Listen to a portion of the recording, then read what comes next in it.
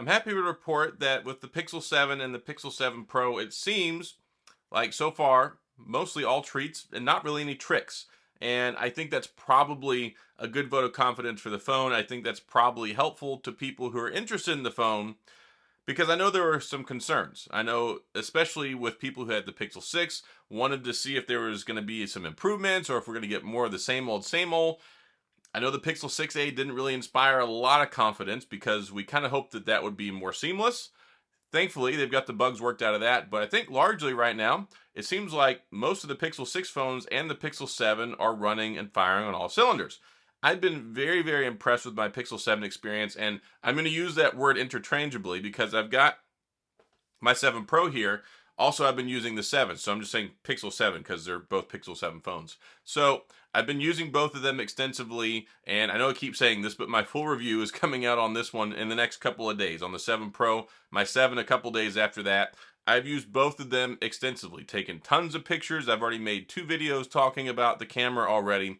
The camera capabilities, top notch. Very, very good. The battery life, I think, is pretty on par with pretty much every other flagship Android phone. I've tested out a lot of phones in the Android world with about a 4,500 to 5,000 milliamp battery.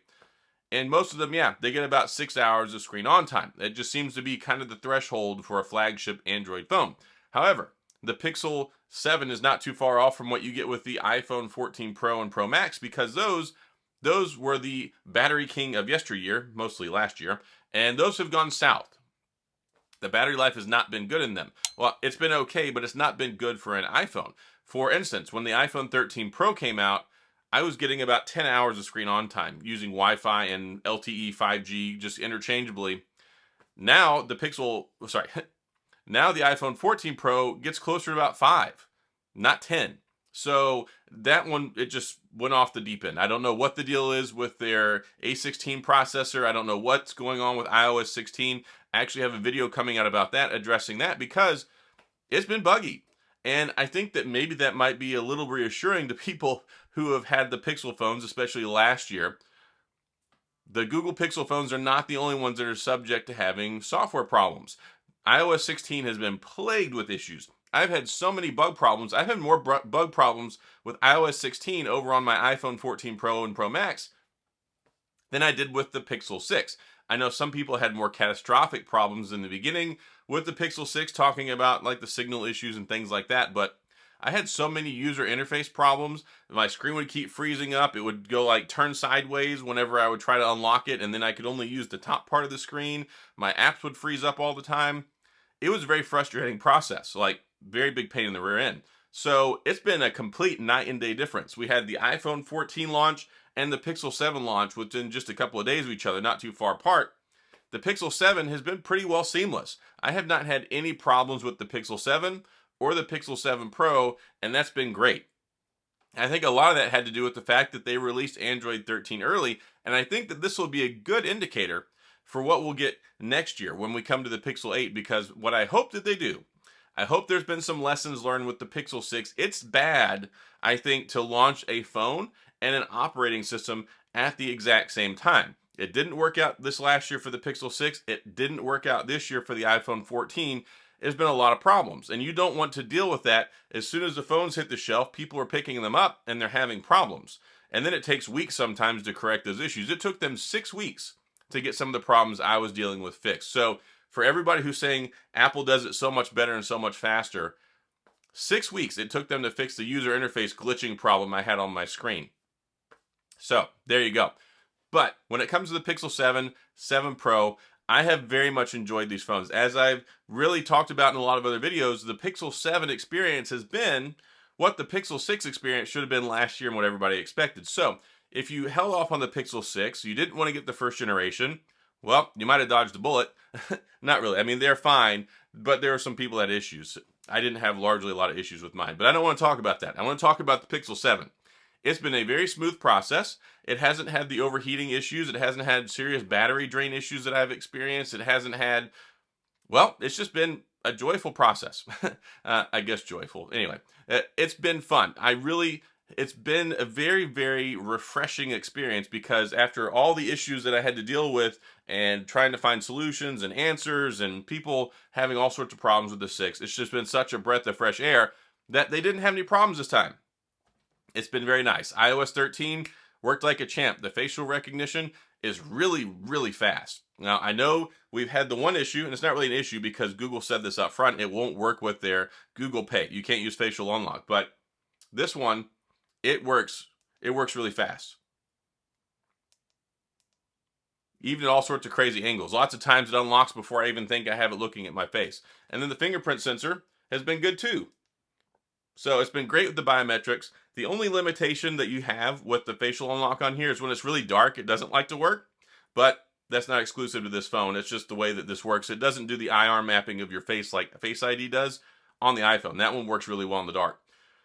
So, Pixel 7, Pixel 7 Pro, top notch. I think they did a great job, and I think that it does a really good job of establishing their, I don't want to say superiority, because I think that they're pretty well on the same level as the S22 phone. And I think that's good. I think that really shows what Google can do. They have really premium hardware. They've got a great software experience now with Android 13. And you got a top-of-the-line camera system. But what really ties it all together is the price. $599 for the Pixel 7. There is nothing like that out on the Android market in the US that you can go get that has the same prestige, caliber, pedigree, all that great stuff when it comes to the camera department. I think that the Tensor G2 does a great job, especially combined with all the onboard software features that it has, that it doesn't have to send off-world anymore to a server, the speech to text, all that stuff, the smart replies whenever it comes to sending your a voice message and it converts over to text message straight on your phone, translation features, all the caller ID, the computational photography stuff, low light photos. It does all that stuff faster than ever. And it doesn't really get hot. I haven't really experienced any issue with the phone getting warm, other than if you were to play like some intense gaming, which you kind of expect that with a smartphone, and whenever it comes to like shooting 4K video. It does get warm. Mine hasn't overheated, but it's also the fall now. It's about 70 degrees outside. We'll have to see how it goes later on when it gets to the summer, when it's 100 degrees outside here in Houston again. But I've had a lot of phones that can't hold up to that heat. It's a lot of heat. So my synopsis on these phones, like I said in the beginning of the video, is all tricks, no treats. Or not really tricks, lots of treats. It's a really enjoyable phone, and I think if you sat on the bench line, if you were waiting to see about getting one, if you were worried about how it was going to launch, if it was going to be a smooth process, if it was going to work right, if they were going to have any issues, that's why I wanted to make this video. We're going on, what, 2.5, close to 3 weeks that this phone has been out now, and like I said, mine's been a smooth process. I know most people's has too, and I think they really did a great job of addressing all of the shortfalls and the flaws and the concerns that the Pixel 6 had last year, and they kicked it to the curb. Like, you can't even get it on the Google website anymore. Of course, you can get the 6A, and at $299, that's one heck of a deal. Crazy, crazy, crazy deal. I made a video about that the other day because there's nothing here in the US you're going to get that with that, all the features, all it does for $299. But placing the focus on these guys, the Pixel 7, the 7 Pro, top-notch, high quality. I think that this stacks up with the best that Android has to offer, and it offers a great premium experience. And it's a really enjoyable phone.